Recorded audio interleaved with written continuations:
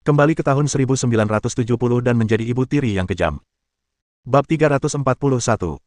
Jiang Wei menatap Shen Meng dengan heran, seolah kejadian kemarin tidak terjadi. Seperti yang diharapkan dari seorang aktris, ia beradaptasi dengan sangat cepat dan memiliki pola pikir yang hebat. Shen Meng meliriknya, tetapi tidak menjawab. Saat itu, pelayan menyerahkan benda buruan hijau itu, tetapi hanya ada satu.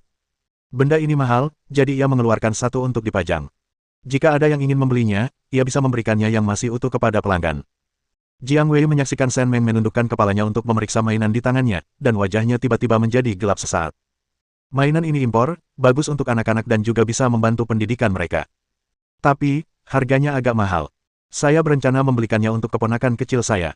Shen Meng menyerahkan mainan itu kepada Ming Kei. Nak, menurutmu kita harus beli enggak? Menurutku bagus. Kalau kamu mau beli, kita beli aja. Ibu, aku menginginkannya. Bagus. Melihat Ming Kei benar-benar menyukainya, Shen Meng meminta struk pembelian kepada pelayan. Jiang Wei, yang berdiri di dekatnya, melihat Shen Meng membeli mainan seharga 120 yuan itu tanpa berkedip. Ia akhirnya percaya pada apa yang dikatakan orang yang memprovokasinya, wanita ini benar-benar kaya, lebih kaya daripada wanita manapun yang pernah dirayunya sebelumnya. Jika tidak ada yang kamu suka di sini, haruskah kita mencari di tempat lain? Ayo kita lihat tas sekolah kecil itu, Bu. Aku ingin melihatnya. Ming Fang mulai sedikit cemas, tetapi karena adik laki-lakinya suka mainan, ia bisa menunggu. Sekarang ia ingin tahu apakah masih ada tas sekolah yang ia suka. Dia juga merasa paman di sebelahnya sangat menyebalkan dan tidak ingin ibunya berbicara dengannya. Berjalan. Tujuan utama hari ini adalah membahagiakan anak-anak, jadi tentu saja ia ikut saja. Ming Kei mendapatkan mainan kesukaannya, yang menggunakan baterai dan bisa menggonggong seperti anjing ketika tombolnya ditekan. Mainan itu juga memiliki beberapa fitur seperti konsol game. Ia memegangnya tinggi-tinggi, seolah takut orang lain tidak melihatnya. Ming Yang dan Ming Liang juga menyukainya, tapi harganya terlalu mahal, jadi mereka tidak menginginkannya lagi. Ngomong-ngomong, selama ini mainan di rumah, semua orang bisa memainkannya bersama. Jiang Wei melihat ikan besar itu mencoba melarikan diri dan segera mengejarnya. Kawan, kenapa kamu jalannya cepat sekali? Lihat, kamu punya 4 anak dan harus membawa barang-barang. Kalau ada yang merepotkan, aku bisa bantu. Apa maumu? Kenapa kau selalu mengikuti kami? Ibuku mengabaikanmu, padahal kami bahkan tidak mengenalmu. Ming Yang mengerutkan kening dan menatap Jiang Wei dengan dingin. Jiang Wei menatap sosok kecil ini dan merasakan getaran di hatinya, merasa bahwa anak ini memiliki aura yang kuat. Teman-teman kecil, meskipun kalian belum pernah bertemu saya kenal ibu kalian. Kemarin, karena kesalahpahaman kecil, saya hampir menabrak ibu kalian saat bersepeda. Saya merasa sangat bersalah, tetapi untungnya tidak terjadi apa-apa. Bukannya kamu harusnya menjauh dari hal-hal seperti ini. Beraninya kamu datang dan terus mengikuti kami. Kecil, Ming Yang, bukankah ibumu mengajarimu untuk tidak berbicara dengan orang asing? Sudah kubilang, aku hanya wanita desa. Kalau kau mengikutiku lebih jauh lagi, aku akan minta tolong. Bagaimana mungkin pria dewasa begitu tak tahu malu? Kau hampir menabrakku kemarin, dan aku bahkan tidak peduli padamu. Kau masih berani menghampiriku. Urusanku adalah urusanku, barang-barangku mudah dibawa atau tidak. Jangan pikir aku tidak tahu apa yang kau rencanakan. Kau pikir kau bisa memberiku diskon karena aku wanita cantik yang punya anak? Aku tidak punya uang. Serius, aku tidak pernah menyangka seseorang yang menabrak orang lain akan meminta uang dari orang yang ditabraknya. Aku belum pernah melihat orang seperti itu sebelumnya. Shen Meng berbicara agak keras. Meskipun toko persahabatan ramai, semua orang berusaha mengecilkan suara karena tamu asing akan datang, karena takut ditertawakan. Tiba-tiba terdengar suara yang sangat keras, dan semua orang melihat ke arah mereka. Dalam benak Jiang Wei, Shen Meng cantik, bertubuh anggun, pernah dimuat di surat kabar, dan memegang posisi penting di Kabupaten Ning. Kecil kemungkinan ia akan menggunakan kata-kata umpatan seperti yang biasa diucapkan perempuan tua di desa. Namun, ia tak pernah menyangka Shen Meng akan mengucapkan kata-kata kasar seperti itu. Sebagai pilar grup drama Kabupaten Ning, ia adalah pria yang sangat peduli dengan reputasinya. Kini, dengan begitu banyak orang yang menonton, wajahnya memerah, dan ia merasa sangat malu. Dia melotot ke arah Shen Meng dengan kesal, lalu berbalik dan berlari menuju pintu masuk toko. Shen Meng mendengus dan melanjutkan berbelanja dengan anaknya. Pramuniaga yang sebelumnya menjual mainan itu kepada Lu Ming Kei telah memperhatikan mereka. Ia menyadari ada yang aneh pada pria itu sebelumnya. Ia memang tidak tahu malu. Untungnya, tidak terjadi apa-apa. Mereka, para staf, tidak akan membiarkannya lolos setelah menindas orang-orang di toko persahabatan. Ibu dan anak-anaknya menghabiskan pagi hari berbelanja, membelikan Ming Fang tas sekolah dan gaun kecil yang disukainya, Ming Yang buku yang disukainya, dan Ming Liang buku bergambar dan 1 set catur. Ming Kei pun pulang dengan gembira sambil menggendong mainan-mainannya. Hari ini agak panas, jadi Shen Meng membiarkan anak-anak bermain di ruang utama sementara dia menyibukkan diri di dapur. Saat anak-anak tidak memperhatikan, ia mengeluarkan 6 kotak mie dingin campur dari tempat penyimpanannya dan memasukkan semuanya ke dalam lumpang. Anak-anak, seperti dirinya, menyukai makanan pedas sejak kecil, dan mie ini tidak terlalu pedas, jadi mereka semua bisa memakannya. Dalam perjalanannya ke sana, ia melewati sebuah toko makanan yang menjual makanan rebus. Ia membeli beberapa, menambahkan beberapa dari tempat asalnya, mencampurnya, dan melapisinya dengan kue wijen. Rasanya sungguh lezat. Kami makan siang sederhana. Shen Meng tidur siang dengan nyenyak. Malam harinya, ia mengajak keempat anaknya ke restoran hotpot terlebih dahulu, memesan makanan terlebih dahulu, dan membayar kupon makan serta uang. Praktik pengembalian kelebihan pembayaran dan penagihan kekurangan pembayaran menunjukkan identitas individu. Manajer restoran hotpot tahu bahwa orang-orang yang datang makan malam itu semuanya dari Biro Keamanan Publik. Mereka telah bekerja semalaman dan menyelesaikan beberapa misi. Akhirnya, mereka berkesempatan untuk menikmati hidangan lezat. Maka, ia secara khusus menginstruksikan dapur untuk menyajikan lebih banyak hidangan dari biasanya. Ketika Lu Zhenping tiba bersama Chen Du dan Meng Li, keempat meja sudah penuh dengan hidangan. Shen Meng menyambut mereka di pintu bersama keempat anaknya. Semua orang terkejut melihat begitu banyak hidangan di atas meja. Mereka semua berencana untuk lebih berhati-hati saat memesan, karena tidak ingin memanfaatkan wakil direktur Lu. Namun, adik ipar mereka telah mengambil keputusan untuk mereka. Silakan duduk semuanya. Maaf sekali saya sudah pesan sebelum kalian datang. Saya pesan banyak daging, tapi kalau masih lapar, kalian bisa pesan lagi hidangan lainnya dan tahu. Saya sudah bayar kalian semua. Kalau kalian tidak lembur malam ini dan mau minum, juga tidak apa-apa. Saya sudah siapkan. Selamat menikmati makanan dan minuman kalian malam ini, ya. Ya, terima kasih, kakak ipar. Salut. Lu Zhenping tertawa dan memarahi, siapapun yang memberimu makan, itu ibumu. Baiklah, baiklah, cepatlah duduk dan makan. Kakak iparmu mungkin sudah menghabiskan tabunganku selama setengah tahun. Kalau nanti aku kehabisan uang saku, kamu harus pinjami aku sedikit. Hehehaha. Pinjam, pasti pinjam, duduk, semuanya duduk. Baunya enak banget. Kakak iparku pesan dagingnya banyak banget. Enak banget. Aku udah lama banget ngidam ini.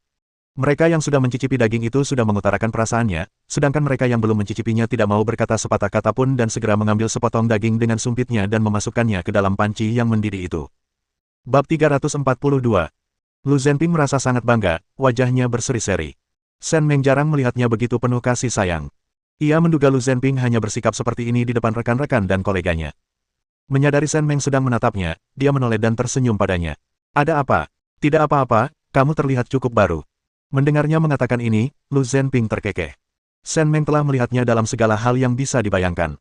Ia jarang tersenyum di depan bawahannya, tetapi sekarang setelah mereka berkumpul untuk makan dan minum, rasanya sangat langka untuk bisa sedikit bersantai. Sebelum meninggalkan militer, ia berpikir bahwa begitu mulai bekerja, ia akan memasuki masyarakat kecil yang pasti berbeda dari militer. Ia pernah bekerja di Biro Keamanan Publik Provinsi dan dengan mudah memikat orang-orang ini berkat prestisenya. Namun, ia juga menyadari bahwa jika ingin menjalankan tugasnya dengan baik dalam jangka panjang, ia tidak bisa hanya mengandalkan prestise, tetapi juga metode dan kemampuan.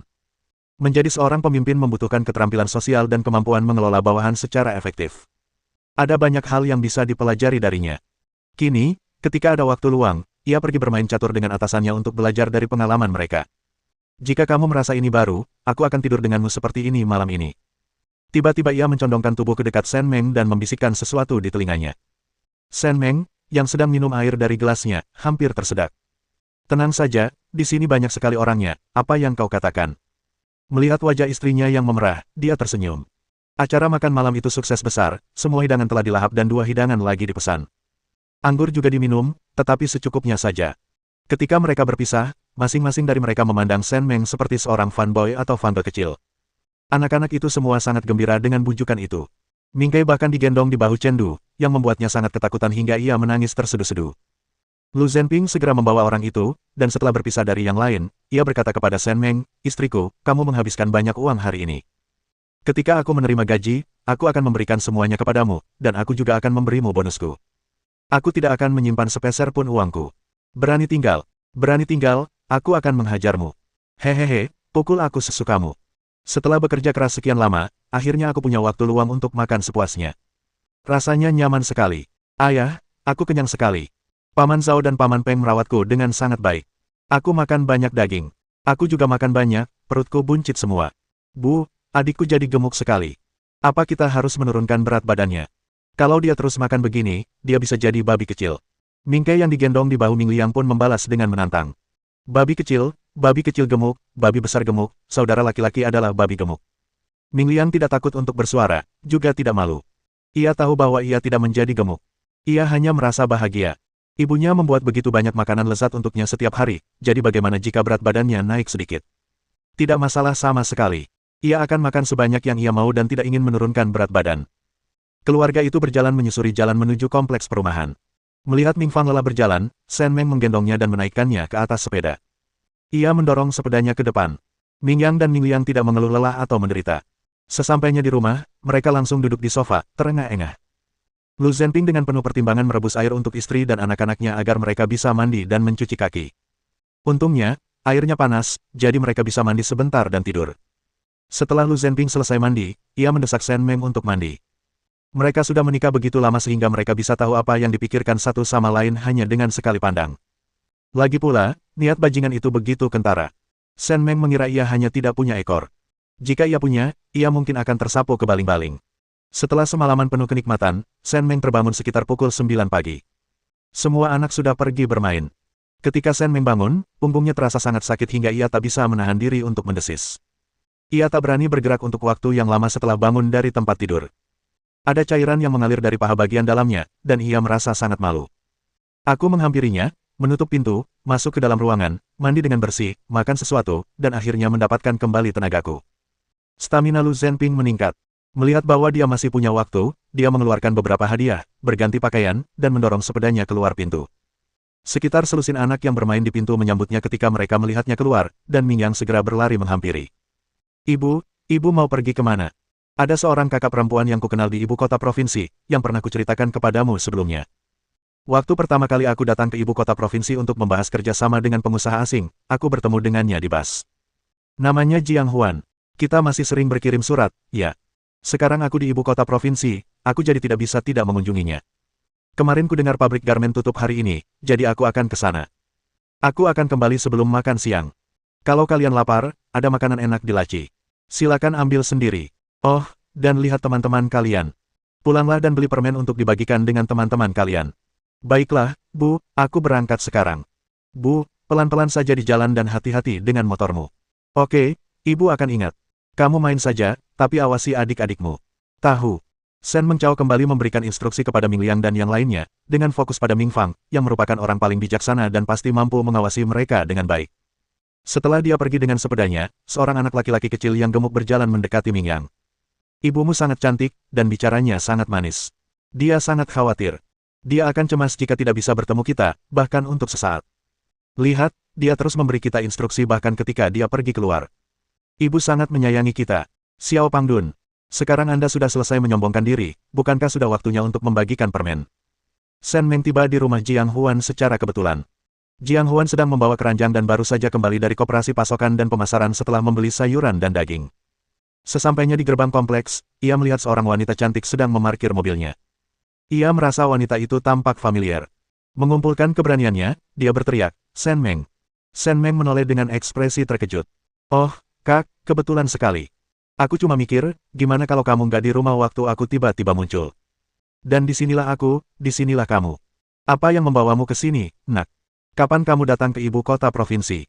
Sudah lama sekali aku tidak bertemu denganmu. Aku sangat merindukanmu. Aku baru menerima suratmu beberapa hari yang lalu. Ayo, kita masuk. Hei, aku sudah melepas semuanya. Aku bawa terlalu banyak, dan talinya jadi kusut, hehehe. Shen Meng Ji melepaskan ikatannya, menyampirkan tas-tas itu di lengan Jiang Huan, dan kedua saudari itu pun akrab. Jiang Huan berkata seperti, kenapa kau membawa begitu banyak barang lagi? Terlalu formal, tetapi ia mengangkat dagunya tinggi-tinggi. Orang-orang di kompleks itu telah mendengar tawa riangnya sejak pagi. Ketika mereka mendongak, mereka melihat seorang wanita cantik berjalan masuk ke kompleks bersamanya. Semua orang di sini adalah pekerja, dan semua orang membaca buku dan koran. Sekilas, mereka bisa tahu bahwa wanita ini adalah wanita yang pernah muncul di koran sebelumnya. Jiang Huan terus mengatakan bahwa dia adalah wanita kakaknya. Bab 343. Begitu memasuki halaman, Jiang Huan melihat kerumunan berjongkok di halaman, sibuk dengan pekerjaan mereka. Ia terus melirik kedua saudari itu, matanya menatap Shen Meng dengan sedikit keraguan. Setelah memastikan identitasnya, ia menatapnya dengan tak percaya, seolah baru menyadari bahwa apa yang dikatakan Shen Meng sebelumnya memang benar. Adik kecil, sudah lama sekali kau tak datang menjengukku. Entah betapa aku merindukanmu. Dan kemunculanmu di koran membuatku sangat bahagia. Sungguh luar biasa. Hanya dengan melihat ekspresi Jiang Huan, Shen Meng bisa menebak maksudnya, dan tentu saja dia senang bekerja sama dengannya. Aku juga kangen kamu, Kak. Akhir-akhir ini aku sibuk banget. Untungnya, kita masih bisa berhubungan, dan kita bisa sering ngobrol. Benar, tapi aku juga khawatir kamu terlalu sibuk, jadi terkadang aku tidak berani membalas pesanmu. Lagi pula, ada sesuatu yang harus kukritik darimu. Shen Meng dengan rendah hati menarik tangannya dari lengan Jiang Huan. Kak, kalau ada yang belum aku lakukan dengan baik, jangan marah. Katakan saja, dan aku pasti akan berubah. Melihat keseriusannya, Jiang Huan merasa sedikit malu, tetapi juga tersentuh. Mereka hanya bertemu secara kebetulan, tetapi ia tak pernah menyangka Shen Meng begitu menghargainya. Tidak ada alasan untuk marah atau tidak. Aku hanya ingin mengatakan sesuatu kepadamu. Lain kali, kamu tidak perlu mengirimiku begitu banyak barang, terutama jatah makanan. Aku baik-baik saja di sini, jadi kamu tidak perlu mengkhawatirkanku sepanjang waktu. Shen Meng terkekeh 2 kali lalu memeluk lengan Jiang Huan lagi. Mana mungkin? Akhirnya aku menemukan seorang saudari yang sangat akur, tentu saja aku akan memikirkanmu ketika aku punya sesuatu yang baik. Lagi pula, kehidupan di desa kami cukup baik. Pabrik batu bata baru akan segera selesai, dan perekonomian seluruh Kabupaten Ning akan melonjak pesat. Semua orang akan punya uang di saku mereka saat itu, dan kehidupan akan menjadi lebih baik. Lagi pula, keluargaku punya sebidang tanah yang luas, banyak biji-bijian, belum lagi sayur dan buah-buahan. Kamu, kakak iparmu, dan keponakanku tinggal di ibu kota provinsi, dan semuanya butuh uang. Aku tidak bisa memberimu uang tunai begitu saja. Kalau kamu masih tidak mau makanan, sayur, kue, dan buah-buahan, bagaimana kami para saudari bisa rukun? Baiklah, baiklah, aku tidak bisa berdebat denganmu. Ayo, kita masuk. Aku libur hari ini, dan aku bahkan membeli daging. Kita akan membuat pangsit untuk makan siang dan makan enak bersama. Shen Meng melambaikan isi tangannya. Tasnya benar-benar transparan, berisi apel, pisang, keripik persik, makanan kaleng, potongan pedas, kue telur kukus, dan permen. Tasnya yang lain penuh dengan sayuran dan sepotong besar daging babi, dengan lapisan lemak dan daging tanpa lemak yang berselang-seling, yang tampak sangat menggoda. Tidak hari ini, Kak. Aku datang ke sini khusus untuk membawakan beberapa barang untukmu. Aku tidak bisa tinggal untuk makan. Anak-anakku di rumah sedang menungguku pulang. Aku sekarang tinggal di ibu kota provinsi, tapi aku jarang ke sini. Suamiku telah dipindah tugaskan ke dinas sipil dan sekarang menjabat sebagai wakil direktur Biro Keamanan Publik Provinsi. Jika kamu mengalami kesulitan di kemudian hari, pergilah saja kepadanya. Wah, ini luar biasa. Setelah bertahun-tahun, kalian berdua akhirnya bersatu kembali. Selamat, Xiao Meng. Keduanya berbincang sambil berjalan menuju kamar. Ketika akhirnya mereka memasuki rumah, orang-orang di halaman masih terkejut. Beberapa perempuan tua yang cerdik telah membawa baskom cuci mereka pulang, mengobrak-abrik barang-barang mereka untuk mencoba membangun hubungan dengan Shen Meng. Lagi pula, ia bukan hanya cakap, tetapi suaminya juga direktur Biro Keamanan Publik. Jika mereka bisa berkenalan dengannya, siapa yang akan mereka takuti di masa depan? Dia sudah memamerkan semua yang ingin dia tunjukkan, dan sekarang saatnya bagi para saudari untuk mengobrol. Setelah memasuki ruangan, Jiang Huan segera menutup pintu rapat-rapat, menolak untuk membukanya siapapun yang mengetuk. Hei, nak, duduklah. Aku ambilkan air. Kamu pasti lelah sekali perjalananmu. Enggak jauh kok, aku enggak capek sama sekali. Aku senang banget bisa ketemu kamu lagi, aku merasa penuh energi dan perjalanan bersepedanya lancar banget. Jiang Huan begitu bahagia hingga tak bisa berhenti tersenyum. Melihat 2 kantong penuh barang di atas meja, hatinya terasa hangat hingga hampir terbakar spontan. Kak, meskipun Kak dan suami Kak sama-sama punya gaji tinggi dan tunjangan yang bagus, Kak tidak bisa sembarangan menghabiskan uang seperti ini. Berikan saja padaku. Aku benar-benar mendapat banyak bantuan dari Kak selama 6 bulan terakhir ini, terutama 2 bulan terakhir. Kak ada yang mengirimiku 50 kg beras dan 50 kg tepung gluten tinggi. Wah, benar-benar penyelamat. Keponakan Kak demam dan pilek parah, dan kakak ipar Kak dan aku sama-sama mengambil cuti kerja. Kami terpaksa bolak-balik antara rumah sakit dan rumah sepanjang waktu, ditambah lagi kami punya anak-anak lain yang harus diurus. Kami tidak mendapat tunjangan apapun bulan itu. Aku bahkan berpikir untuk meminta uang muka gaji bulan depan, tetapi ketika sampai di rumah, aku menemukan 2 karung gandum dan beberapa sayuran. Kakak, kamu terlalu sopan padaku. Aku sudah dengar soal itu dan awalnya ingin datang menemuimu, tapi aku harus menghadiri rapat di Kabupaten Ning dan tidak bisa pergi, jadi aku menyuruh seseorang mengirimkan barang-barangnya. Memang benar, tapi dia tidak berniat datang menemuinya. Dia mengirim pesan melalui orang lain. Dia masih ingin tetap berhubungan dengan Jiang Huan, jadi dia sesekali menulis surat untuk menjaga hubungan mereka. Setelah mengobrol panjang lebar, Shen Meng tiba-tiba menghela napas dan ragu sejenak sebelum berkata, Kakak, kamu sudah bertahun-tahun di ibu kota provinsi, pasti banyak yang kamu kenal. Aku ingin bertanya tentang seseorang. Jiang Huan baru saja menyadari Shen Meng tampak ragu-ragu untuk berbicara. Setelah mengamati ekspresinya dengan saksama, ia mendapati Shen Meng tampak kurang sehat, jelas menunjukkan bahwa ia kurang istirahat. Gadis, katakan saja apa yang ingin kau katakan. Kau kenal aku akan memberitahumu apapun yang bisa kutemukan. Baiklah, kita bersaudara, aku tidak takut kehilangan muka, jadi aku tidak akan bertele-tele. Setelah suamiku keluar dari militer, dia datang untuk bekerja di daerah setempat. Setelah bekerja lebih dari sebulan, dia mendengar bahwa biro tersebut sedang menggalang dana untuk membantu keluarga seorang martir. Wanita itu memiliki seorang anak bersamanya. Dia awalnya seorang tentara, dan dia memiliki rasa persaudaraan yang sangat dalam, jadi dia memberikan banyak uang. Namun, tanpa diduga, dia dimanfaatkan. Wanita itu dan anaknya terus datang menemuinya, yang membuatnya sangat kesal. Dia segera pulang dan membawaku dan anak-anak ke ibu kota provinsi. Anak-anakku dan aku telah bertemu dengan wanita itu dan anaknya. Sayang sekali anak-anak sebaik itu telah disesatkan.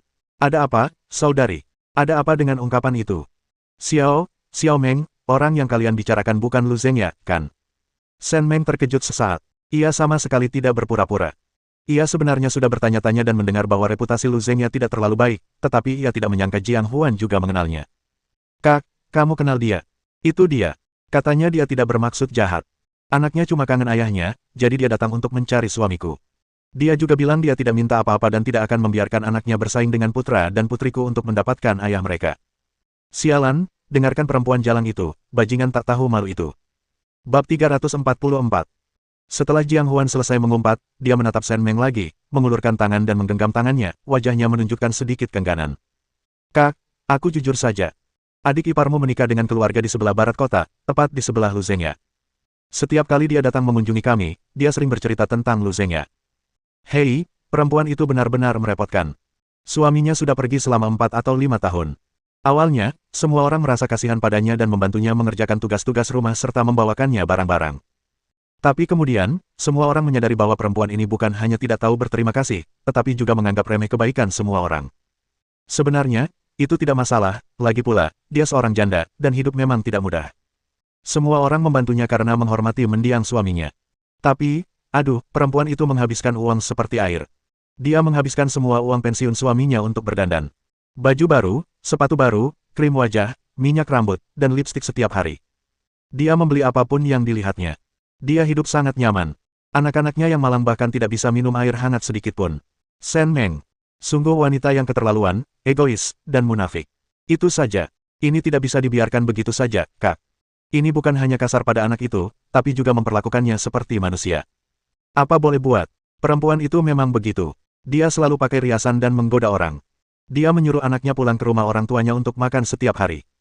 Ibunya juga berat sebelah, mengeksploitasi menantu perempuannya untuk membesarkan anak putrinya. Kudengar adik ipar Lu Zhengya kembali bekerja setelah 2 hari melahirkan.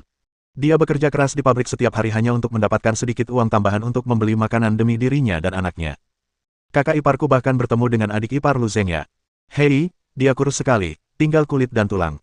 Terkadang tetangga memberinya makan ketika mereka melihat anaknya kelaparan, tetapi Lu Zhengya tidak senang. Dia bilang tetangga-tetangga itu menertawakannya dan sering memukuli anaknya. Perilaku macam apa itu? Shen Meng mengangguk sedih, tetapi ia tidak merasa simpati pada anak-anak itu. Ia tidak lupa apa yang dikatakan Ya Fei kepada Ming Yang dan anak-anak lainnya. Pria itu memang putra Lu Zhengya, begitu licik dan licik, mencoba menjebak anak-anaknya. Bagaimana mungkin mereka bisa tertipu? Nona, Lu Zhengya telah merayu banyak pria selama bertahun-tahun. Salah satu dari mereka bahkan dikirim ke kamp kerja paksa di barat laut karena memalsukan tiket. Dia baru berusia 22 tahun ketika pergi, dan harus menjalani 40 tahun rehabilitasi. Sungguh menyedihkan. Lu Zhengya hampir 30 tahun, bagaimana mungkin dia melakukan itu pada pria semuda itu? Saat aku tahu, aku ingin menamparkan wanita tak tahu malu itu sampai mati. Shen Meng. Mereka menjalani kehidupan yang begitu riang. Jika ini terjadi di generasi selanjutnya, mereka mungkin akan menjadi objek kekaguman anak muda, terutama hubungan antara perempuan yang lebih tua dan laki-laki yang lebih muda. Siapa yang tidak suka laki-laki yang lebih muda? Dia muda dan energi.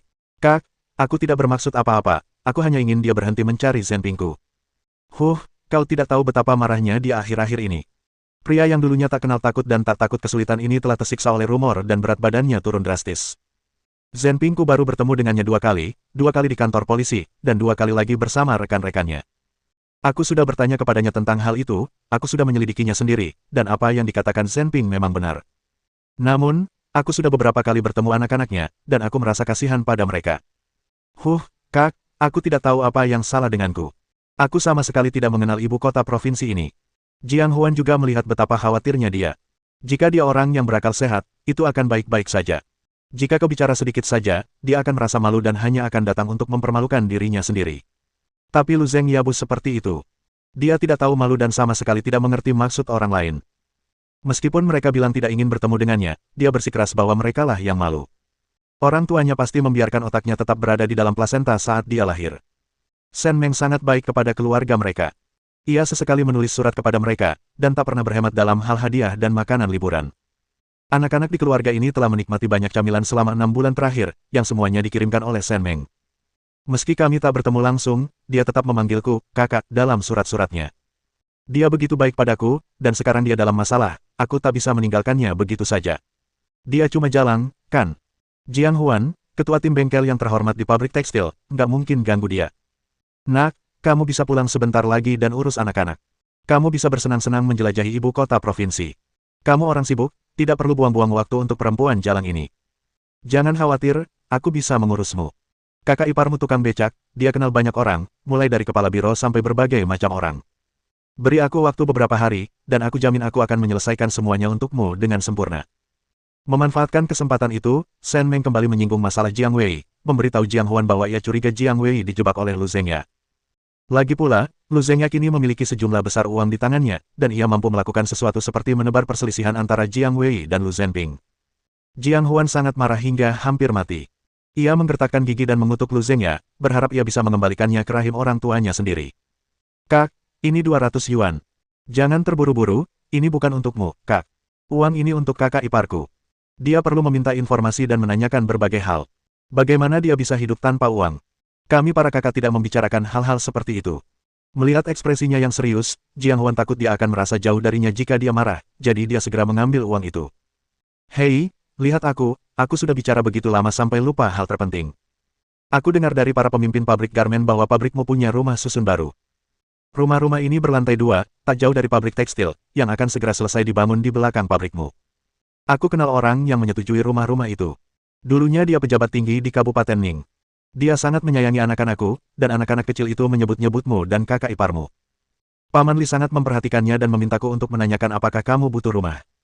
Kalau ya, tuliskan berkas lamarannya nanti. Kak, aku sebenarnya sudah bilang padanya secara pribadi bahwa keluargamu sedang kesulitan keuangan dan punya banyak anak. Dia bilang akan mempertimbangkannya, dan mungkin kamu bisa mendapatkan rumah besar dengan 3 kamar tidur. Namun, jumlah rumah seperti itu tidak banyak, jadi aku tidak tahu apakah kamu bisa mendapatkannya. Astaga, ini benar atau tidak? Kak, kamu benar-benar bintang keberuntunganku. Keluarga kami yang beranggotakan 5 orang berdesakan di rumah mungil ini. Saat hujan atau salju, halaman terendam banjir, dan tidak ada tempat untuk melangkah. Kami ingin rumah baru, kami ingin rumah baru. Aku akan segera mengurus dokumennya. Shen Meng mengangguk dan tersenyum sambil menyebutkan beberapa nama. Jika sebelumnya ia membantu mereka dengan 80% usaha karena hubungan mereka, sekarang ia langsung memberikan 120%. Shen Meng ingin mereka menangani masalah ini dengan sempurna. Bab 345. Ketika Shen Meng kembali ke rumah, keempat anak Mingyang sudah minum susu dan makan kue bolu di ruang utama, dengan sekotak kaleng berisi kue di atas meja. Aku lapar. Aduh, ibu pulang telat. Dia beli daging babi rebus dan daging sapi rebus. Nanti ibu buatkan sup mie panas, baru kita makan. Oke, Bu, jangan khawatir. Kami sudah makan beberapa kue, jadi kami tidak terlalu lapar sekarang. Shen Meng melambaikan tangannya dan pergi ke dapur. Ini salahnya. Ia dan Jiang Huan terlalu lama mengobrol, terutama ketika sekelompok orang mengikuti mereka keluar dari halaman. Mereka mengobrol lebih lama lagi, lalu suami Jiang Huan kembali dan memaksanya untuk makan malam. Butuh banyak bujukan yang sopan sebelum akhirnya ia pergi. Karena khawatir anak saya kelaparan di rumah, saya bergegas pergi.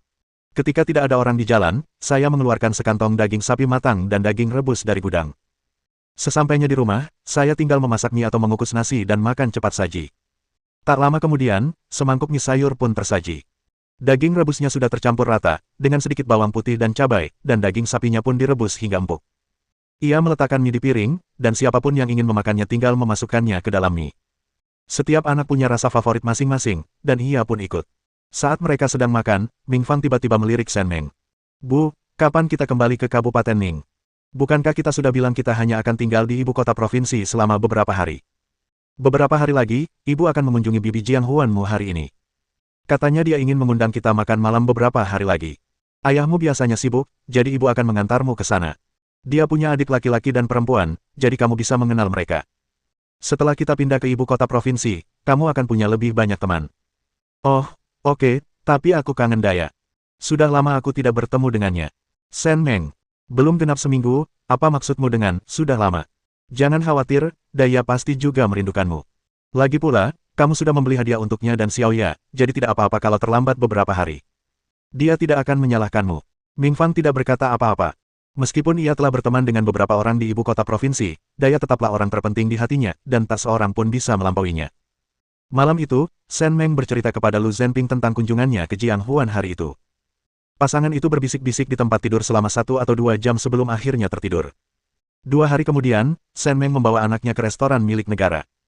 Jiang Huan dan suaminya, beserta ketiga anak mereka, tiba tak lama kemudian. Kedua saudari itu berbasa-basi dan berbincang hangat sebelum duduk. Hei, Kak, pesan apa saja yang kamu mau? Aku yang traktir hari ini. Kamu sudah mengurus keluarga kita dengan baik selama ini, jadi kita harus memastikan kamu makan sesuatu yang enak. Dan Mingyang dan yang lainnya, oh, bakpao daging, babi rebus, ikan mandarin berbentuk tupai, ayam pedas, babi goreng, masing-masing satu, dan mari kita masing-masing makan semangkuk besar mie kambing. Xiao Huan, lihat dirimu. Aku sudah bilang padamu untuk membiarkan orang lain bermimpi, tapi kenapa kau bertingkah seperti guru? Jiang Huan tertegun sejenak sebelum menyadari bahwa dialah yang membuat keputusan tentang apa yang akan dimakan di rumah, dan dia telah lupa batasnya karena kegembiraannya. Sen Meng tidak menyalahkannya. Apa yang dimakannya tidaklah penting. Yang penting adalah berita apa yang akan didengarnya hari ini. Tidak apa-apa, kakak ipar. Pesanan adikku semuanya enak sekali, dan anak-anakku menyukainya. Porsi di restoran milik negara ini sangat besar, jadi kita tidak akan bisa menghabiskannya kalau memesan terlalu banyak. Kita mulai saja dengan ini, dan kalau kurang, kita bisa pesan lagi, ya. Oh, Xiao Meng sangat bijaksana, kalau begitu aku akan mendengarkanmu. Anak-anak segera mulai mengobrol dan bermain bersama. Anak-anak Jiang Huan kini jauh lebih bijaksana, dan mereka tahu bahwa bibi mereka adalah orang yang tangguh. Banyak makanan ringan, beras, dan tepung yang sebelumnya diterima keluarga mereka berasal dari bibi ini. Apakah keluarga mereka dapat menjalani kehidupan yang lebih baik di masa depan dan apakah mereka dapat membeli rumah besar sepenuhnya bergantung pada bibi ini? Mereka segera menjadi lebih patuh di hadapan Sen Meng. Adik, tentang apa yang kau ceritakan terakhir kali, aku sudah ceritakan pada kakak iparmu. Hei, tahu nggak, kami malah menemukan beberapa hal menarik. Jadi, suamiku, ceritakan saja pada kami. Song Dagui terkekeh 2 kali pada Sen Meng, lalu mengambil ketel dan menuangkan segelas air untuk semua orang. Nak, setelah adikmu menceritakan situasimu kepadaku, aku pergi menemui bibi anak itu malam itu juga dengan membawa barang-barangku dan memintanya untuk mengawasi. Aku juga memberitahu saudara-saudaraku di perusahaan bas, dan aku membelikan mereka masing-masing sebungkus rokok.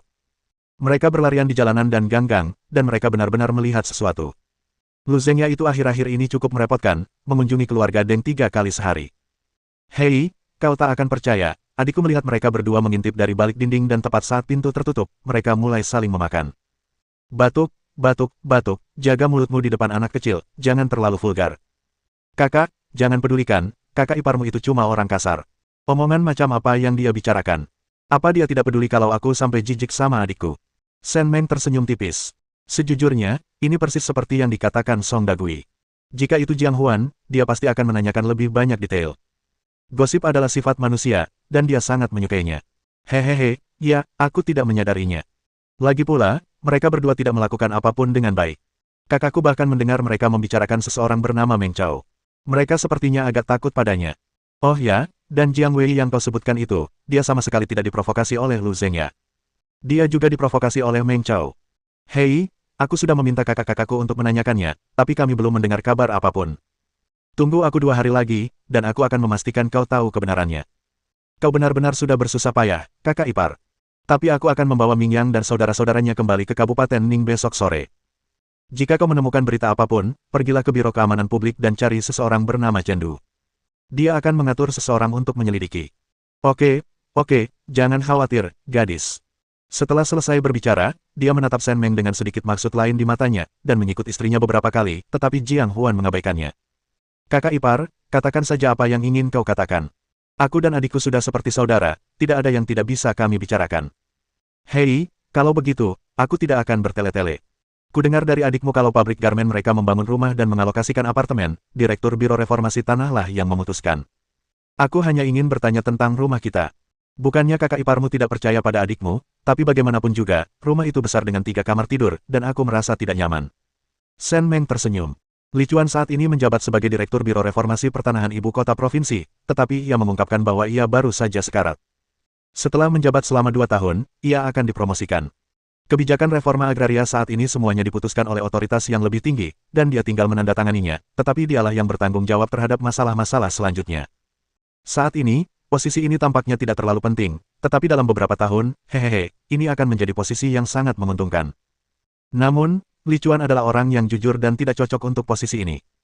Hanya masalah waktu sebelum dia dipindahkan. Sebenarnya dia sudah punya seseorang yang dia rasa mampu, tapi dia perlu melatihnya lebih lanjut. Dia perlu mengenal pemimpin itu lebih baik selagi dia masih muda, kalau tidak, begitu dia dipromosikan, dia bahkan tidak akan tahu siapa dirinya. Bab 346. Meskipun Jiang Huan tidak mengatakan apa-apa, ia sebenarnya khawatir tentang hal ini. Sehebat apapun Shen Meng, ia tetaplah dari Kabupaten Ning. Direktur Biro Reformasi Pertanahan baru saja dipromosikan. Mungkinkah ia benar-benar menyetujui rumah besar untuk mereka? Mereka hanyalah orang biasa, dan yang ingin mereka ketahui hanyalah urusan pribadi mereka sendiri. Namun, betapapun pedulinya dia tidak berani mengatakannya. Lagi pula, Shen Meng telah banyak membantu keluarga mereka, dan jika dia mengungkapkannya, dia takut merusak persahabatan kedua saudari itu. Kakak ipar, waktu aku bilang ini tadi, aku cuma bilang sepertinya begitu. Tapi kalau aku nggak yakin, mana mungkin aku berani ngomong gegabah. Kakak, kamu harus kembali dan tulis lamaranmu dengan hati-hati. Rumah-rumah besar ini biasanya untuk para pimpinan pabrikmu, tapi sekarang kebanyakan pimpinan di pabrikmu sudah dapat rumah. Namun, rumah-rumah ini lebih baik daripada rumah-rumah lama, baik dari segi ukuran maupun fasilitasnya, jadi bukan cuma kalian para pekerja yang mengincarnya, tapi mereka yang sudah dapat rumah juga mengincarnya. Rumah-rumah ini sangat dicari. Mendengar Shen Meng mengatakan ini, pasangan itu langsung pucat pasi. Rumah itu besar, dengan 3 kamar tidur. Jika ruangannya cukup besar, mereka bisa memodifikasinya sendiri menjadi 4 kamar, sehingga anak-anak mereka bisa punya kamar sendiri dan tidak perlu berdesakan lagi. Tapi, saudari, kakak ipar, selama kalian mendengarkan aku jamin kalian bisa pindah dalam waktu 6 bulan. Silakan saja, gadis, silakan saja, kami pasti akan mendengarkanmu, apapun yang kau katakan akan terjadi. Shen Meng melihat sekelilingnya, lalu melirik anak-anak yang tengah memandangnya, terkekeh pelan, dan merendahkan suaranya. Saya sudah membuat kesepakatan dengan direktur pabrik. Dia akan memberi isyarat bahwa ketika tiba waktunya untuk memilih individu-individu berprestasi dalam 2 bulan, dia harus memilih adik saya, Jiang Huan. Selama dia bekerja dengan tekun, dia akan terpilih sebagai individu berprestasi dan memberikan pidato di rapat umum pabrik.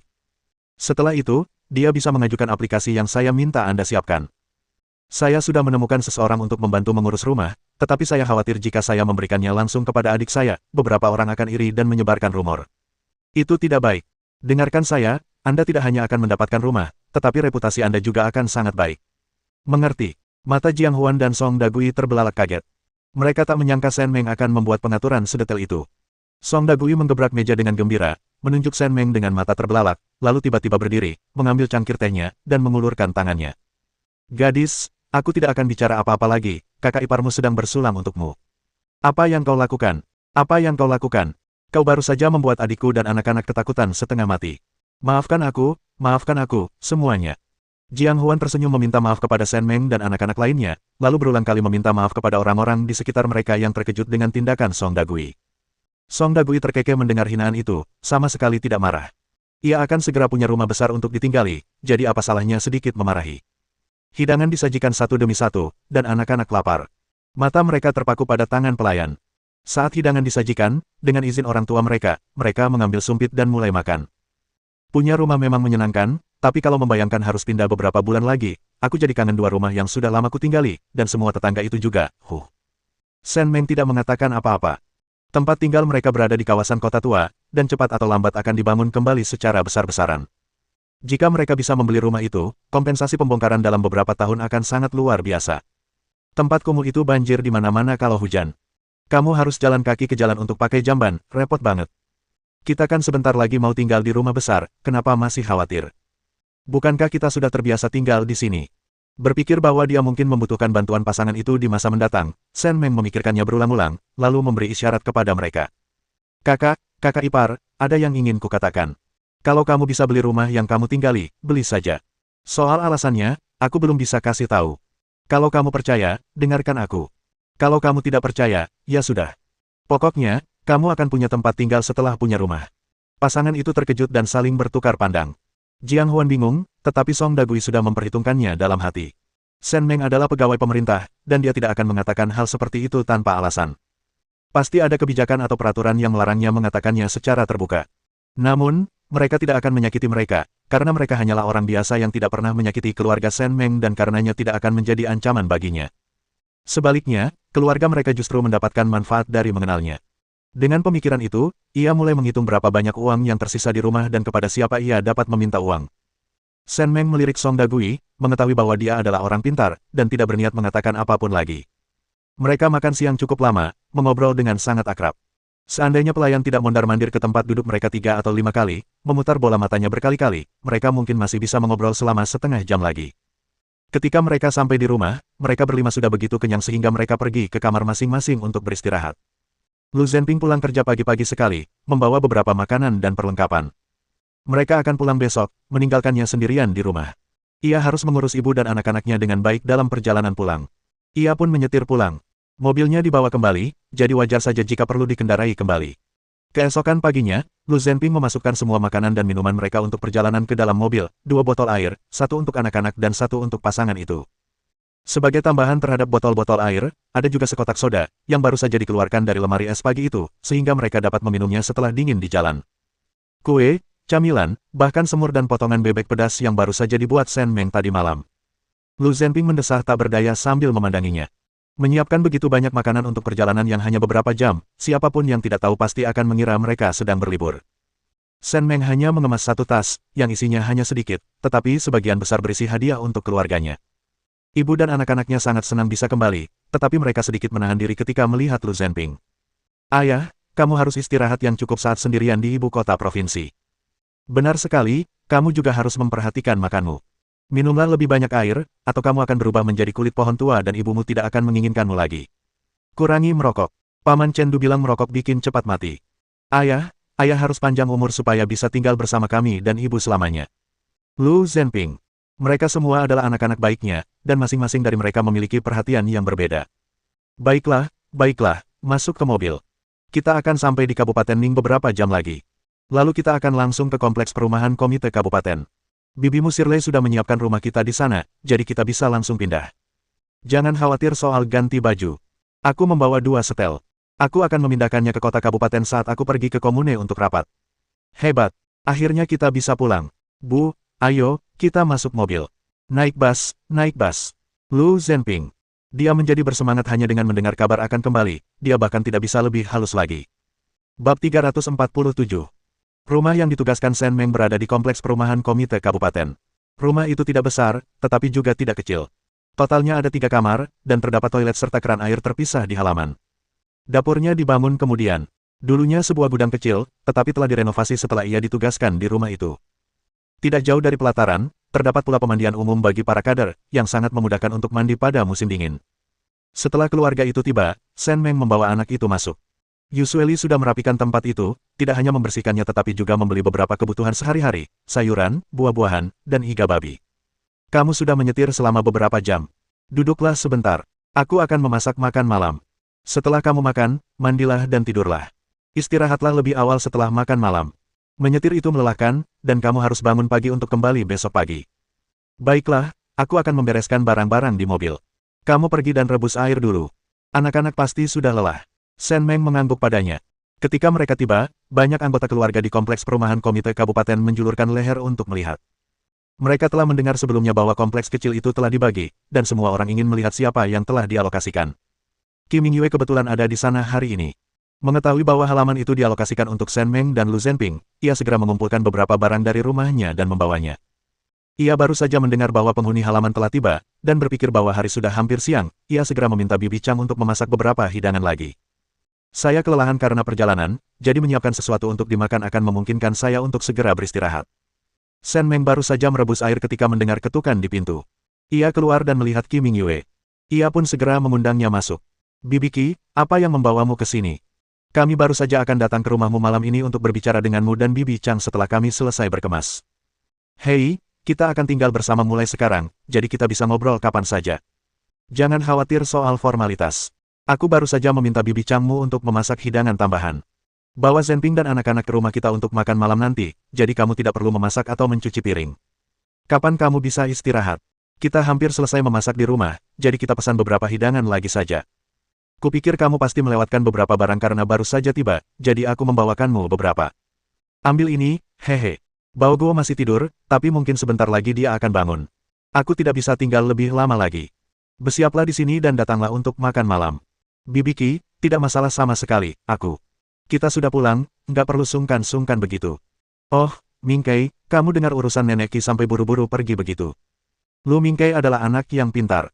Ia keluar untuk buang air kecil, tetapi ketika sampai di halaman dan melihat Qi Mingyue tersenyum dan menatapnya dengan tangan terentang, ia segera mengangkat wajahnya yang tersenyum dan bergegas menghampirinya.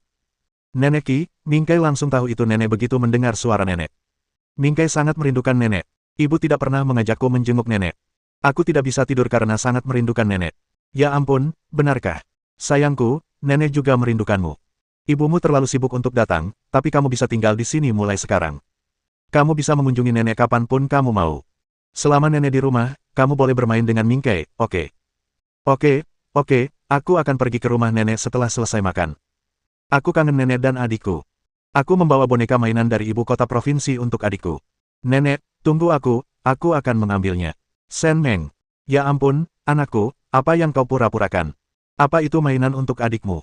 Kau jelas-jelas membelinya, tapi sebenarnya tidak menginginkannya lagi. Qi Mingyue tidak menyadari apa yang dipikirkan Shen Meng.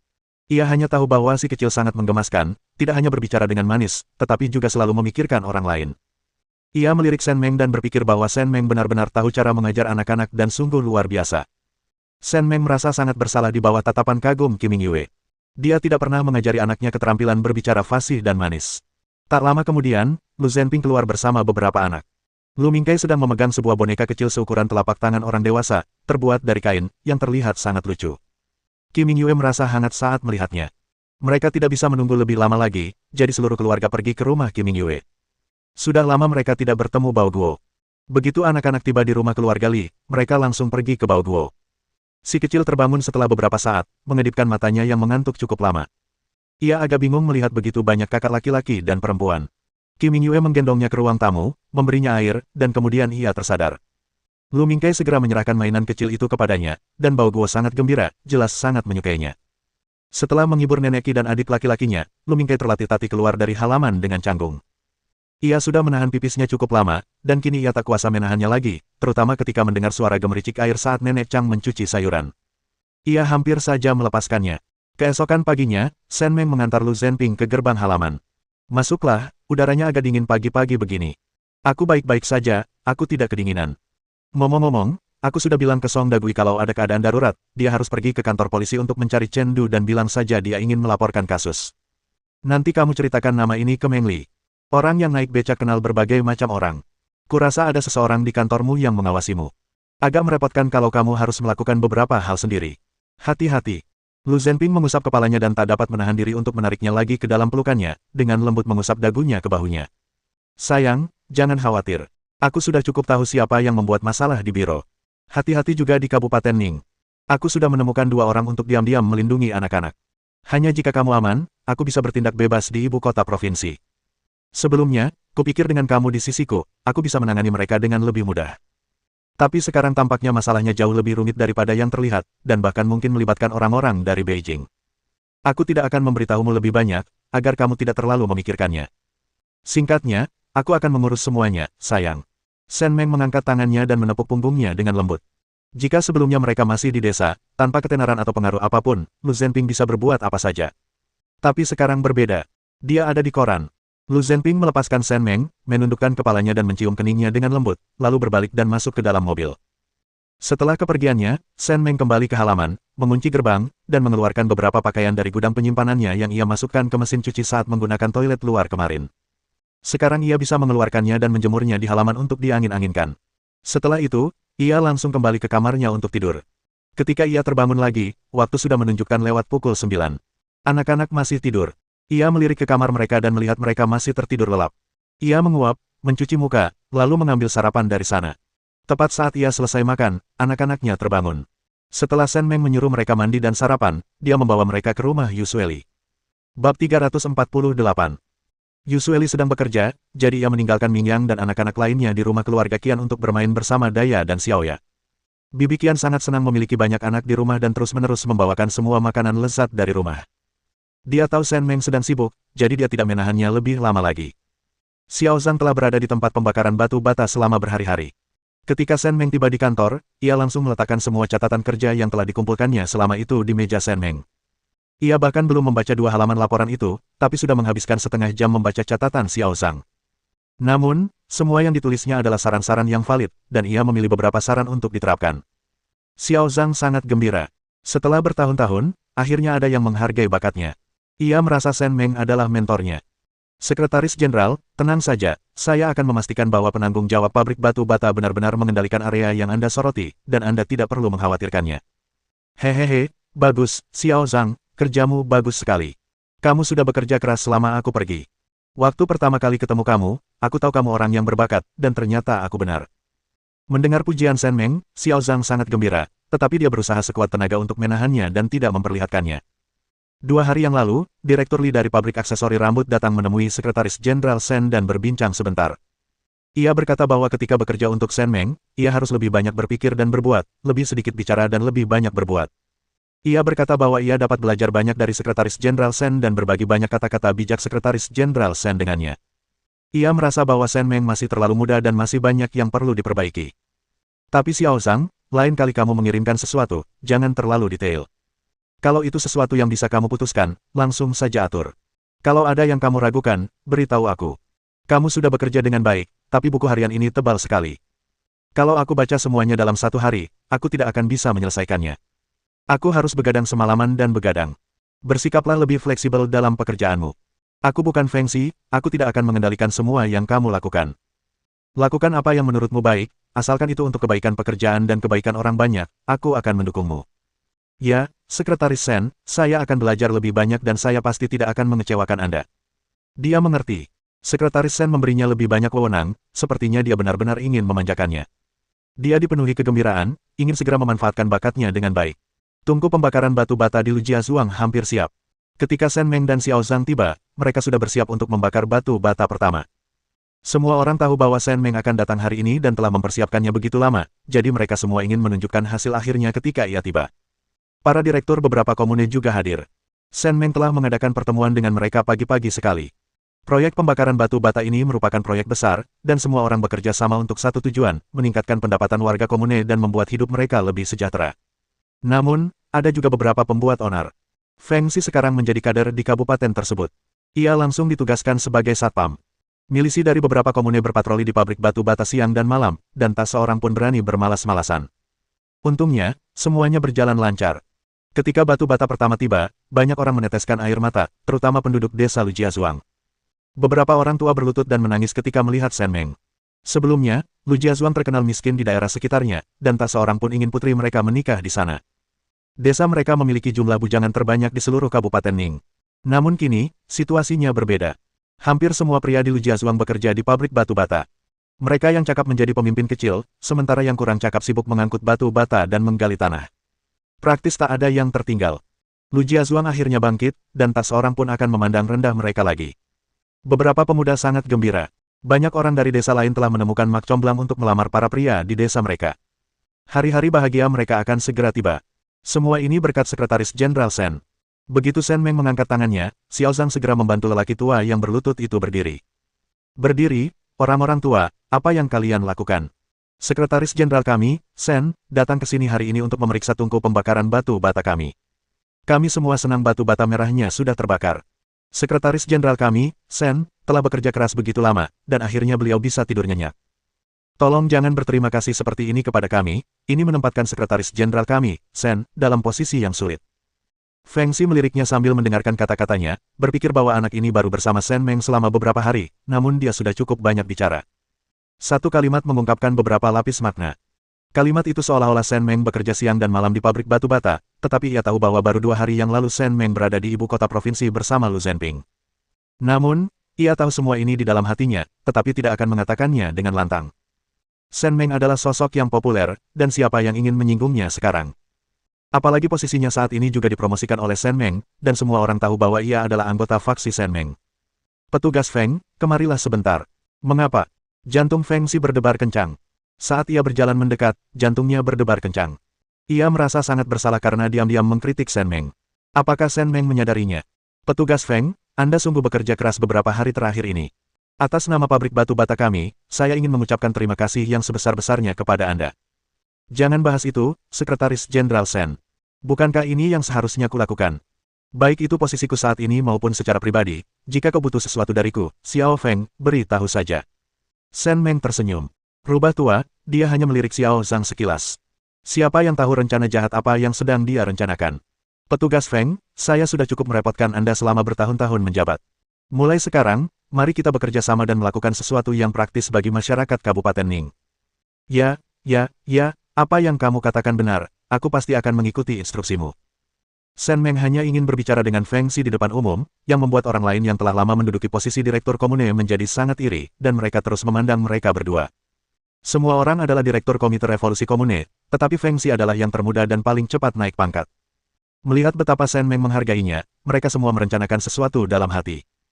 Memanfaatkan suasana yang ramai dan kerumunan besar, orang-orang secara bertahap berkumpul di sekitar mereka berdua. Petugas Feng, sebaiknya Anda bekerja dengan baik. Ibu kota provinsi sangat mementingkan pembangunan Kabupaten Ning. Beberapa pemimpin senior di sana juga sedang mengawasi. Saya mendapat beberapa petunjuk bahwa jika orang-orang kita bekerja dengan baik, di masa depan, akan ada lowongan di ibu kota provinsi. Lakukan saja pekerjaan Anda dengan baik. Kata-kata Shen Meng yang terkesan biasa saja membuat mata Feng Xi berbinar. Awalnya ia merasa kesal, berpikir bahwa ia lebih dekat dengan Shen Meng dan Lu Zhenping daripada dengan Xiao Zhang, jadi mengapa Xiao Zhang diberi posisi setinggi itu. Sekarang ia menyadari bahwa Xiao Zhang adalah orang yang sangat berguna. Bukan hanya dia yang berpikir begitu, tetapi para direktur komite revolusioner di beberapa komune di sekitarnya juga mulai bersemangat. Shen Meng sedang berbicara tentang orang-orang di pihak kita, bukan Feng Xi. Mungkin mereka juga bisa dilibatkan. Bab 349. Shen Meng, melihat ekspresi semua orang, tahu persis apa yang sedang terjadi. Ia memalingkan muka seolah tidak terjadi apa-apa. Namun Feng Xi berbeda. Melihat antusiasme orang lain, ia segera mendekati Shen Meng. Sekarang dia melindungi pohonnya yang menjulang tinggi, kakinya begitu kuat, dia harus berpegangan erat dan tidak memberi siapapun kesempatan untuk memanfaatkannya. Timbunan batu bata merah pertama yang dibakar di tempat pembakaran batu bata menggembirakan semua orang. Shen Meng menyuruh Xiao Zhang menyebarkan berita bahwa tempat pembakaran batu bata akan resmi dibuka dalam 3 hari. Sebuah pesta akan diadakan agar semua pekerja dapat menikmati semangkuk sup dengan daging. Tidak hanya itu, setiap orang yang bekerja di tempat pembakaran batu bata akan mendapatkan makanan setiap hari, termasuk daging dan bapau kukus yang terbuat dari campuran gandum, air, dan sayuran. Jika pabrik batu bata ini menguntungkan di masa mendatang, kualitas makanannya akan ditingkatkan. Para juru masak yang dipilih adalah beberapa istri muda dan wanita lanjut usia dari desa Lujiazhuang. Shen Meng sendiri yang memilih mereka, dan karakter mereka cukup baik. Ketika berita itu tersebar, semua orang bersorak kegirangan. Dalam perjalanan kembali ke kota kabupaten, ia mampir ke desa Lujia untuk mengunjungi beberapa teman baiknya dan juga memeriksa pabrik aksesori rambut sebelum pulang untuk mengemasi barang-barang anak dan miliknya. Ia memasukkan beberapa barang ke dalam tas besarnya dan menyimpan sisanya di tempat penyimpanannya. Ia pulang dulu untuk meletakkan barang-barangnya, lalu kembali ke kantor komite daerah bersama Xiao Zhang. Ia mengeluarkan nama-nama beberapa orang yang diundang ke perjamuan dari tas kerjanya dan meminta Xiao Zhang untuk mengantar mereka. Ini acara besar bagi Kabupaten Ning kita. Pabrik batu bata ini setidaknya bisa menghidupi 3 desa terdekat. Kita tidak boleh gegabah. Kita harus mengundang semua pemimpin yang kita bisa, dan jika kita tidak bisa mengundang mereka, kita harus membujuk mereka untuk datang. Singkatnya, pembukaan pabrik batu bata ini harus menjadi acara yang luar biasa. Sekretaris Jenderal, bagaimana dengan jamuan makan dan catering untuk pabrik batu bata yang Anda sebutkan? Dari mana uangnya? Perlukah aku mengatakan itu, Xiao Zhang? Pesta ini pasti akan dibiayai oleh pemerintah daerah kita. Mulai sekarang, biaya para pekerja akan dibayar terpisah oleh pabrik batu bata, dan pembukuannya akan disimpan terpisah. Warga Lujiazhuang kini menjalani kehidupan yang jauh lebih baik, dan mereka semakin menghargainya. Tak seorang pun ingin kembali ke masa lalu, jadi mereka melakukan segala yang mereka bisa semampu mereka. Baiklah, Sekretaris Jenderal, saya mengerti. Xiao Zhang, ingat ya, jangan keras kepala dalam bertindak. Kalau bisa pakai panji orang lain, jangan takut kehilangan muka. Soal pembukaan pabrik batu bata ini, kalaupun orang lain tidak bisa membujuk, ya sudah, kita harus minta Direktur Kementerian Keuangan kita yang mengurusnya. Aku tidak peduli cara apa yang kau pakai, mengerti? Xiao Zhang merasa takut. Orang ini pasti akan berbuat curang. Namun, sejak ia mulai bekerja untuk Sekretaris Jenderal Shen, ia merasa tidak ada yang mengejutkan lagi. Setelah Xiao Zhang menyelesaikan pekerjaannya, Shen Meng mulai menangani dokumen di mejanya. Ia hanya punya waktu 5 tahun. Selama masa itu, orang-orang sangat menghargai keamanan kerja. Meskipun Lu Zhenping tidak banyak bercerita ketika pergi, ia samar-samar menduga bahwa situasi di ibu kota provinsi bukan hanya karena Lu Zhengya. Ada orang lain yang ikut campur. Mungkin dugaan pasangan itu sebelumnya salah. Alasan tentang keterikatan mereka dengan Lu Zhenping dan kecemburuan akibat posisi terjun payung hanyalah alasan belaka. Siapa yang tahu alasan sebenarnya? Melihat dokumen di tangannya, Shen Meng merasa belum cukup berbuat. Ia dan Lu Zhenping sudah bersekongkol begitu lama, tetapi mereka masih belum memiliki cukup kekuatan dan sumber daya. Tanpa sadar, ia mengerutkan kening. 3 hari kemudian, pabrik batu bata dibuka. 2 traktor diparkir di gerbang, dan sutra merah digantung di gerbang, menunggu Shen Meng dan sekelompok pemimpin datang dan mengadakan upacara pembukaan. Sebelumnya, Shen Meng hanyalah wakil direktur sebuah pabrik aksesori rambut dan penjual tiket bus. Beberapa orang berpura-pura memujinya sebagai teman baik, bahkan membantunya mendapatkan beberapa keuntungan. Namun, kini semuanya berbeda. Seorang perempuan, melalui banyak ocehan dan spekulasi, berhasil membuka pabrik batu bata di pedesaan dan menjadikannya operasi berskala besar. Hal ini mengubah pola pikir orang-orang, seperti ketika cuka diseduh, dengan air asam yang menyembur keluar. Tak kuasa menahan godaan rayuan, ia berhasil merayu semua orang hingga wajah mereka memerah dan leher mereka menggembung. Tentu saja, termasuk Direktur Kementerian Keuangan. Ia baru tahu setelah tiba bahwa ia harus membayar semuanya. Pemerintah tidak hanya akan menanggung semua pengeluaran hari ini, tetapi pabrik batu bata juga harus menyediakan makanan untuknya di masa mendatang. Masalah ini tidak dibahas dalam rapat umum, tidak ada dokumen yang ditandatangani, dan tidak ada preseden sebelumnya. Selain Shen Meng, semua orang merasa hal ini tidak pantas. Mereka sudah dibayar untuk bekerja di pabrik batu bata, jadi mereka tidak mungkin menyediakan makanan lagi. Ini akan menjadi biaya tambahan untuk pabrik batu bata. Mereka bahkan belum menghasilkan uang, jadi mereka seharusnya tidak diberi makan tambahan. Sekretaris Jenderal Shen, saya sarankan Anda mempertimbangkan kembali. Penduduk desa ini tinggal relatif dekat dengan rumah dan bisa makan di rumah. Jika kami menyediakan makanan, berapa banyak makanan yang harus kami masak? Dengan begitu banyak pekerja, berapa banyak biji-bijian yang dibutuhkan untuk memasak 1 porsi saja? Sudahkah Anda mempertimbangkan semua ini? Kameratsi, aku tahu kau punya pikiran sendiri. Kabupaten Ning berbeda dengan tahun lalu. Tempat pembakaran batu bata, pabrik tusuk gigi, dan pabrik pengolahan makanan berbeda. Tempat ini murni untuk pekerja berat. Begitu banyak orang yang harus bekerja. Apa yang akan mereka makan ketika pulang? Apakah mereka rela makan sampai kenyang? Apakah mereka rela membuang-buang biji-bijian? Kita hanya akan menyediakan 1 porsi makanan. Kau tidak bisa berharap kuda berlari tapi tidak mau memberinya makan, kan? Bukan itu maksudku sama sekali. Aku cuma mikirin soal pabrik batu bata. Apa kamu nggak takut kalau ada yang bermalas-malasan di pabrik batu bata dan numpang hidup di pabrik lain? Shen Meng tersenyum. Di pabrik sebesar ini, mustahil untuk tidak memiliki beberapa orang yang buruk. Ambil contoh para manajer ini. Beberapa di antaranya adalah orang-orang yang dikirim oleh para direktur dari berbagai komune. Kalau airnya terlalu jernih, ikannya nggak akan ada. Dengan adanya para pembuat onar ini, akan lebih mudah baginya untuk mengendalikan keadaan di masa depan. Kameratsi, jangan khawatir. Sesuai aturan dan peraturan kami, siapapun yang ketahuan melakukan ini akan dipecat dan dilarang bekerja seumur hidup. Tidak ada yang berani melakukan itu. Tolong jangan bicara lagi. Saya sudah memutuskan. Soal di mana membeli gandum, kita bisa langsung membelinya dari pabrik pengolahan makanan. Oh, ngomong-ngomong, waktu saya ke ibu kota provinsi beberapa hari yang lalu, saya lihat para petugas polisi minum teh kental dan kelaparan saat lembur. Saya berencana untuk menyumbangkan sebagian produk pabrik pengolahan makanan kita ke kepolisian ibu kota provinsi untuk jangka panjang. Si menyarankan agar matanya melebar. Ada begitu banyak biro keamanan publik di ibu kota provinsi, besar maupun kecil. Pabrik pengolahan makanan Kabupaten Ning hanya sebesar itu. Jika diberikan secara gratis, berapa banyak hal baik yang akan ada? Kamerat Shen Meng memang pantas menjadi seorang wanita. Dia punya andil yang begitu besar. Ia tak mampu mengendalikan Shen Meng, jadi ia beralih ke sutradara lain dan mulai berbicara.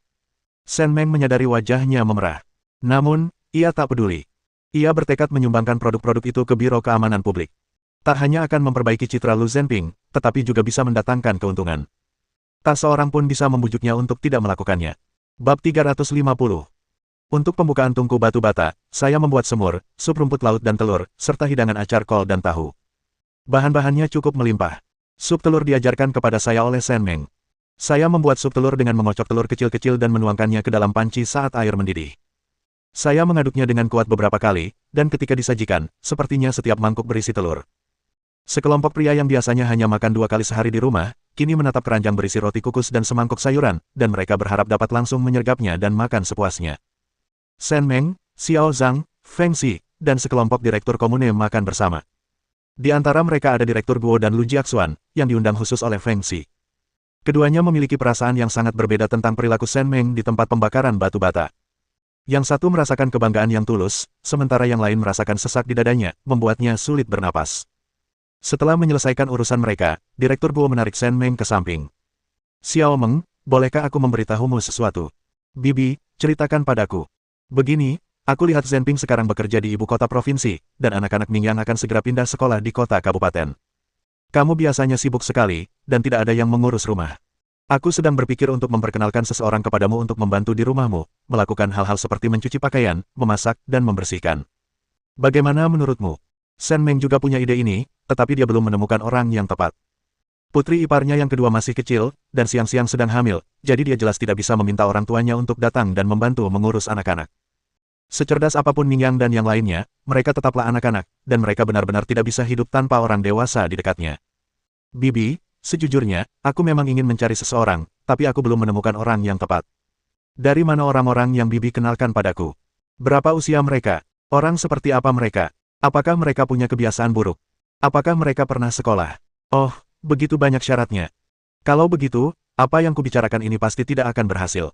Aku sedang membicarakan adik perempuan iparku. Dia sudah bercerai dan sekarang tinggal sendiri. Dia jujur dan baik hati, dan dia sangat pandai mengerjakan pekerjaan rumah, tapi dia tidak pernah sekolah. Guo Xiuqin berbicara dengan agak canggung. Ia tidak menyangka tuntutan Shen Meng begitu tinggi. Ia hanya merasa kasihan pada gadis itu dan ingin membantunya. Ia juga sempat mempertimbangkan untuk mengatur agar Shen Meng bekerja di pabrik aksesori rambut, tetapi gadis itu tidak pandai menjahit dan agak membosankan. Ia pasti tidak terbiasa bekerja di pabrik aksesori rambut, dan akan lebih baik jika Shen Meng tetap bekerja sebagai asisten. Lagi pula, Shen Meng baik hati, dan Mingyang serta yang lainnya cerdas dan berperilaku baik, jadi gadis itu pasti berpikiran lebih terbuka. Itulah niat awalnya, tetapi tuntutan Shen Meng begitu tinggi sehingga masalah ini kemungkinan besar akan gagal. Shen Meng tidak peduli dengan semua itu. Ada banyak orang menyedihkan di dunia ini.